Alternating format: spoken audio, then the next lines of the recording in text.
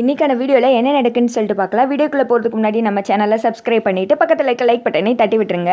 Video வந்துட்டு செம்ம இன்ட்ரெஸ்டிங்காக இருக்குது. சரி வாங்க வீடியோக்குள்ளே போகலாம். ஃபஸ்ட்டு சீனில் வந்துட்டு தன காலேஜில் படிக்கிற பொண்ணு ஓடி வந்துட்டு எல்லாருக்கிட்டையும் நிறுத்துங்க அப்படின்னு சொல்லிட்டு பேசிகிட்டு இருக்காங்களே, அந்த சீன் தான் காமிச்சிட்டு இருக்காங்க. எதுக்குமா நிறுத்த சொன்னேன் அப்படின்னு சொல்லிட்டு ரகுராமன் கேட்குறாரு.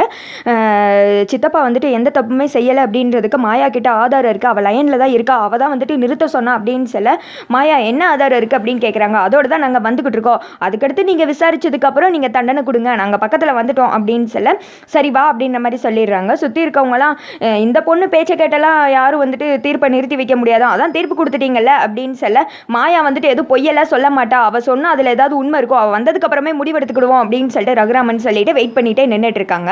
சாருக்கும் உங்கள் அப்பா எடுத்து அந்த பொண்ணு தாய்க்கெல்லாம் முகத்தில் பயம் வந்துட்டு தாண்டவமாடுது. ஐயோ என்னடா இது, என்னத்தை கொண்டு வர போகிறா அப்படின்னு சொல்லிட்டு பயத்துட்டே நின்றுட்டு இருக்க அப்போ வந்துட்டு அந்த பொண்ணு தாய் சொல்கிறாங்க, என்னையா இது தீர்ப்பு கொடுத்துட்டீங்க, நீங்கள் வந்துட்டு நிறைவேற்றுங்க, நான் போகிறேன் அப்படின்னு சொல்லிட்டு கிளம்ப போக ஒழுங்கா நின்னுமா இல்லாட்டி அவ்வளோதான் அப்படின்னு சொல்லிட்டு எல்லாருமே நிப்பாட்டி வைக்கிறாங்க.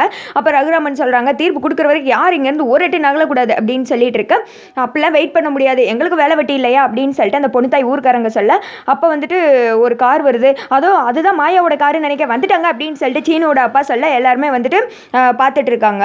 அப்போது மாயாவும் சீனும் ஓடியாடுறாங்க. என்ன மாயா என் ஆதாரம் எங்கே அப்படின்னு கேட்க ஆதாரத்தோடு தான் வந்திருக்கோம் அப்படின்ற மாதிரி சொல்கிறாங்க. அதுக்கு அந்த பொண்ணு தாய் சொல்கிறாங்க, இவங்க 2 பேர் வெத்து போயிட்டு ஆல்ரெடி என் வீட்டுக்கு வந்து மிரட்டினாங்க, இவங்க கிட்டலாம் எந்த ஆதாரமும் இருக்காது அப்படின்னு சொல்லிட்டு இருக்கா.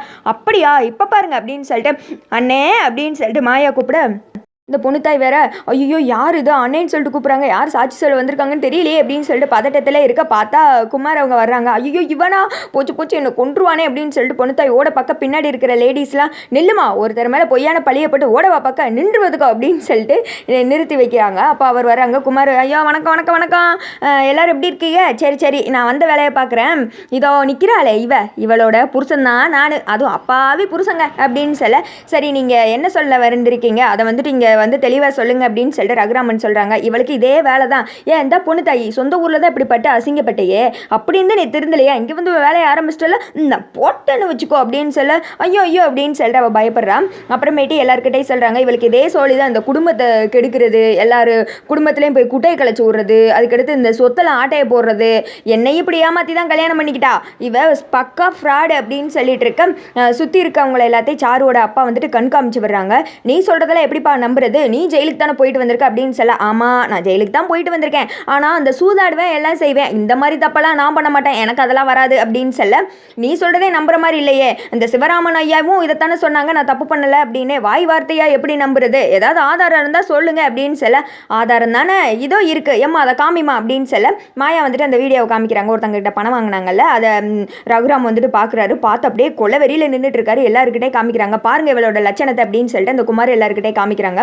நாங்கள் இவங்க வீட்டுக்கு போனோம், சிவராமன் சித்தப்பா கண்டிப்பாக இந்த தப்பு பண்ணியிருக்க மாட்டாங்கன்னு எங்களுக்கு தெரியும், அதனால நானும் சின்ன வீட்டுக்கு போய் இவங்களை வந்துட்டு மிரட்டணும், அப்போது இவங்களுக்கு பின்னாடி இருக்கவங்களுக்கு இவங்க கால் பண்ணாங்க, அங்கே வர சொல்லி பணம் கொடுத்தாங்க, அதை தான் நாங்கள் வீடியோவாக ஷூட் பண்ணிக்கிட்டோம், இதுக்கு என்ன பதில் சொல்கிறாங்கன்னு பார்ப்போம் அப்படின்னு சொல்ல அந்த பொண்ணுத்தாய் வந்துட்டு முழிச்சிட்டே நின்றுட்டு இருக்காங்க. இவளுக்கு சரியான தண்டனை கொடுக்கணும் அப்படின்னு சொல்ல இந்த பக்கம் ஊர் பெரியவங்களாம் சொல்கிறாங்க, இவர் எவ்வளோ பெரிய குடும்பத்தோட ஆள், அவர் அப்படி சொல்லியும் எங்ககிட்ட ஒரு வார்த்தை கூட கலந்து பேசாமல் இவர் உடனே மரத்தடியில் கட்டி வச்சிட்டீங்கல்ல, எங்ககிட்ட வந்து பேசியிருக்கணுமா இல்லையா, இதில் இருந்து என்ன தெரியுது, எங்கள் ஊர் அசிங்கப்படுத்தினது தானே தெரியுது, இதுல இருந்து இவங்களாம் சும்மா விடக்கூடாது அப்படின்னு சொல்லிட்டு ஊர்க்காரங்க சண்டை வந்துடுது.